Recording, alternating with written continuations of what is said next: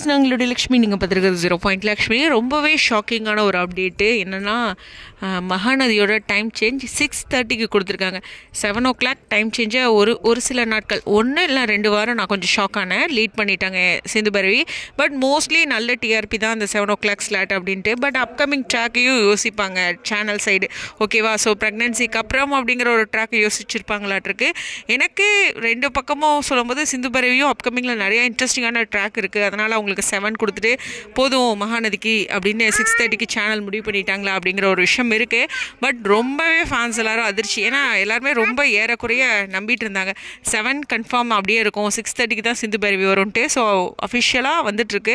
6:30க்கு வந்து சிந்து பைரவி, அப்புறம் 7க்கு மகாநதி, 7:30க்கு சின்ன மருமகள் அப்படின்ட்டு. அப்புறம் அந்த 10:30 ஸ்லாட்டில் வந்து இந்த பிக் பாஸ் ப்ளஸ் அப்படின்ட்டு ஒரு அரை மணி நேரம் போடுவாங்க. அதை வந்து 10:30 ஸ்லாட்டில் போடுறாங்க. வழக்கம் போல் 9:30க்கு பிக் பாஸ், அப்புறம் அந்த 10:30 முடிஞ்சோடனே 11க்கு ரீடெலிகாஸ்ட் அப்படின்ட்டு ஒரு நியூ டைம் சேஞ்ச் அப்படிங்கிறதா அதிர்ச்சி தான். கண்டிப்பாக டிஆர்பியும் ரொம்ப ஒரு நல்ல ஒரு பாயிண்ட் எடுத்திருக்காங்க. பட் ஹாட் ஸ்டாரில் மட்டும் கொஞ்சம் பின்னடைவு இருக்குது இல்லையா? அது கொஞ்சம் கவனிக்கக்கூடிய ஒரு விஷயம். எனிவேஸ், வெயிட் பண்ணி பார்ப்போம். கொஞ்சம் இல்லை, ரொம்பவே ஷாக்கான ஒரு அப்டேட் தான். நான் பார்த்துட்டு ரொம்ப நேரம் அதிர்ச்சி ஆகிட்டேன்.